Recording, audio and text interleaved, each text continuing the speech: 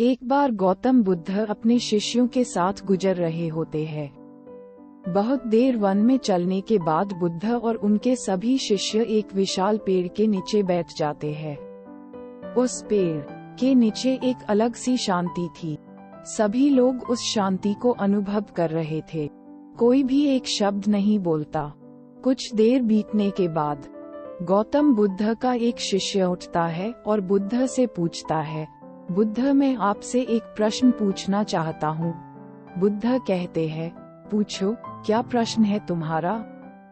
शिष्य बुद्ध से पूछता है, मैंने कभी भी आपको दुखी नहीं देखा। आपके चेहरे पर हर समय एक अलग ही मुस्कुराहट रहती है, हमें भीतर तक आनंद से भर देती है।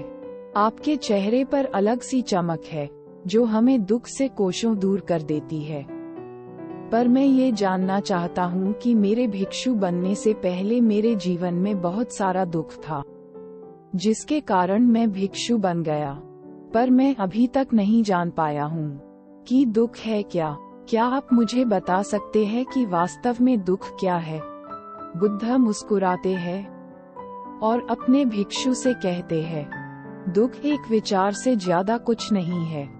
सभी लोग सुनकर चौंकते हैं और बुद्ध से पूछते हैं, परंतु बुद्ध, विचार तो आते हैं और चले जाते हैं, पर दुख एक बार आ जाता है तो जाने का नाम ही नहीं लेता।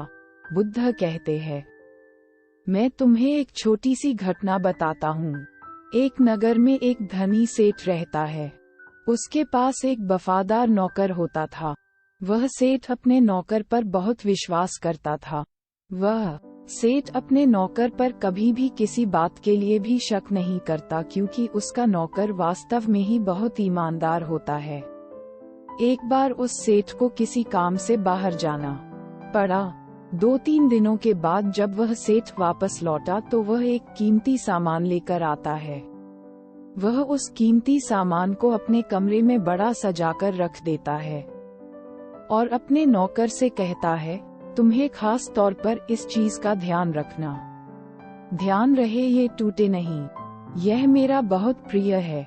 नौकर कहता है, मालिक, मैं पूरा ध्यान रखूंगा, आप चिंता न करें। अगले ही दिन वह नौकर पूरे घर की सफाई कर रहा होता है। सफाई करते करते वह सेठ की उस कीमती चीज के पास पहुंचता है और उसकी भी सफाई करने लगता है।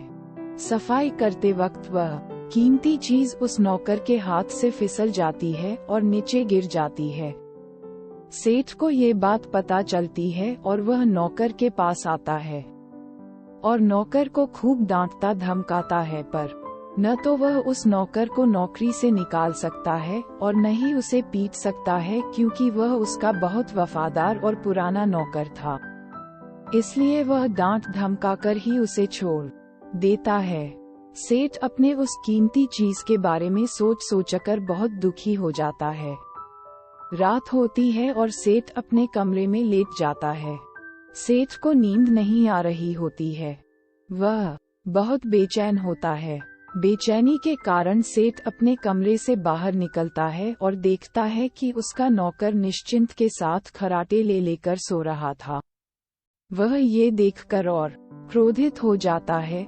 सेठ सोचता है, इसने मेरी इतनी कीमती चीज तोड़ दी और इसे बिल्कुल भी चिंता नहीं है। मुझे यहाँ नींद भी नहीं आ रही है और यह आराम से सो रहा है। सेठ अपने कमरे में वापस चला जाता है। अगले दिन सुबह सेठ सोचता है, मैं इस समस्या से कैसे निकलूं। फिर सेठ को एक तरकीब समझ आती है।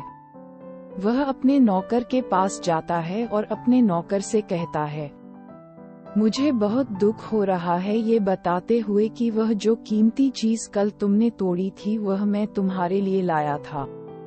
मैं चाहता था कि मैं उसे तुम्हें उपहार में दूं, परंतु अब क्या कर सकते हैं, अब तो वह टूट गई है।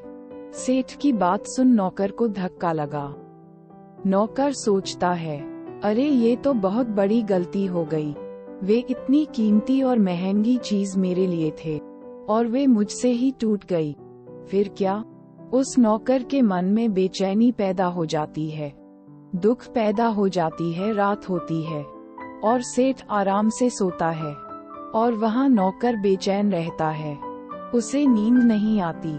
क्यों नींद नहीं आती? क्योंकि अब उस नौकर ने उस शेठ की उस कीमती चीज को अपने आप से जोड़ लिया। इसलिए वह दुखी हो रहा था।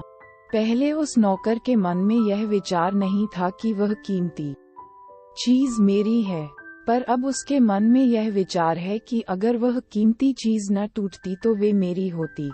बुद्ध कहते हैं, दुख केवल एक विचार है। और यह विचार कैसे उत्पन्न होता है? अपने आप को किसी चीज से जोड़ने से। हम जिस भी चीज को अपने आप से जोड़ देते हैं वह चीज हमारे दुख का कारण बनती है। लेकिन वास्तविकता तो ये है कि कोई भी चीज हमसे जुड़ नहीं सकती। हर चीज आपके पास है, आपकी है, पर कुछ समय के लिए। कुछ समय के बाद वह आपसे दूर हो जाएगी। उस दूर होने की घटना को स्वीकार करें और आगे बढ़े। धन्यवाद।